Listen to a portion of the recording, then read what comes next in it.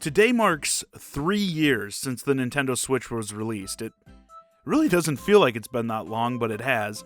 So I thought it'd be appropriate to look back at the ups and downs the system has had over the past year, as well as discuss how things are looking as we head into its 4th year on the market. Let's start with some numbers. As of this latest financial earnings report for Nintendo, the system has sold over 52 million units worldwide, as well as 310 million pieces of software. They were looking to clear about 50 million systems by year's end, so they definitely did great there. And if you compare it to Nintendo's other systems, they've already surpassed the lifetime sales of the Super Nintendo and are coming now for the NES. Again, within 3 years on the shelf. And that means they have also overtaken the Xbox One, which obviously launched several years prior. So sales across the board have been great.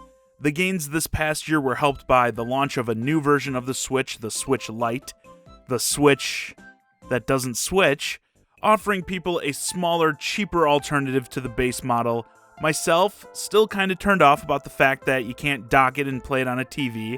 I think at least giving it the capability, even if they didn't include the dock, right? I know they probably wouldn't want to include a dock with it to keep the price down, but just giving it the ability to link up to a dock, I think would have been fine. Like I said, weird that the whole selling point of the system is the Switch factor, and the Switch Lite doesn't have the ability to switch. Still has been a very successful alternative, I'll give it that, as well as something a lot of people were clamoring for. I know from day one when the Switch came out, a lot of people who play primarily in portable mode were begging for a smaller system, because while the Switch is still a good size, I think, for a handheld, it is so much beefier and bulkier than, say, the DS and 3DS. So I'm glad that people who already were planning to play mostly in portable mode got that smaller SKU. And on top of that, obviously, this has a lot to do with some great games that sold really well. The year started off slow, as it often does, with some games that, while maybe they were good,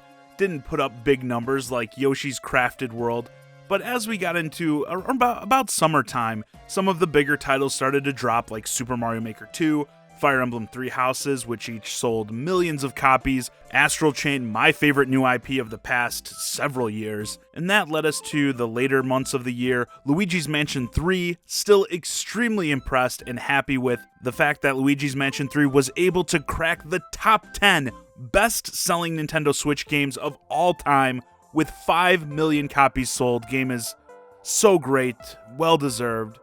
But if we're talking about big game successes, we've got to talk about Pokemon. I'm not going to rant about all my issues with Sword and Shield here, besides saying there was definitely a good amount of drama leading up to the game's release. We'll leave it at that. But at the end of the day, the games ended up selling extremely well, going on to do over, 16 million copies sold between the two versions in the first few months. Super impressive, albeit not that shocking. Pokemon sells.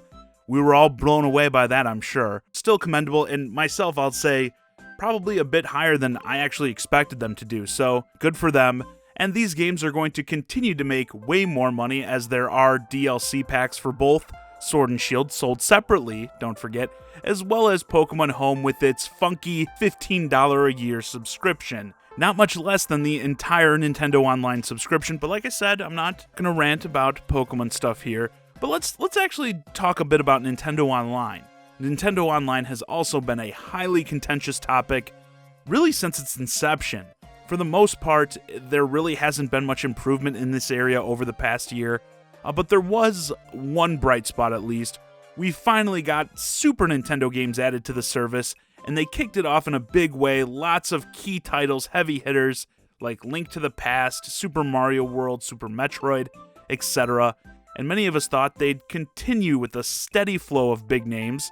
There's certainly no shortage on amazing Super Nintendo titles, but quickly, the releases slowed down and became much weaker, which doesn't make it look great for the future of this service, as well as making it the definitive place to play the Nintendo back catalog. This is something that it makes me so irritated. The Switch in 2020 is lagging behind the retro offerings we had on the Wii, and it's the perfect platform for it, as These games aren't demanding, so you don't have any compromises like you do with big AAA games, and you get them playable on the TV and portably, obviously, the Switch deal. So it's like the best system for retro play also has the worst level of retro support. Just, it's mind-boggling. Like, how long until we get not just N64 games at all, but like an actual substantial amount of them with the rate we're seeing for the current NES and SNES offerings? Nintendo, this is an area I feel like you really need to pick up the pace. And as we look towards the future, things look very uncertain. Honestly, we know Animal Crossing New Horizons is going to be a major seller both in terms of hardware and software in a few weeks, which I'd also like to add in with Animal Crossing going off the Nintendo Online thing. Those features like voice chat being relegated to the app. Oh my god, do I hate that app. The lack of cloud saves, but also saying there kind of is going to be a cloud save thing. It's like they don't even know what they're doing yet, as well as the one island per system deal. Just, yeah, it's pretty clear the areas the Big N continues to lack in. The game will still be phenomenal and very successful in the end, I think, okay? I want to make that clear. But these issues, they're just so dated. This just aren't things we should even be having issues with in 2020, at least in my opinion. And beyond Animal Crossing, we know very little. I mean, there are a few things we know about, right? Like, Xenoblade Chronicles HD is on the way this year, and there are some big titles in the pipe that we know about, you know, Metroid Prime 4 and Breath of the Wild 2, but who knows when those games are coming.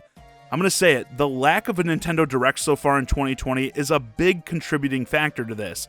We're at the point now where it has almost been, get this, especially those of you who drone on with the, oh, just be patient, it happens when it happens BS. It has been almost half a year since the last Nintendo Direct, which was held on September 4th, 2019. So I think being pretty antsy for one at this point is completely justified.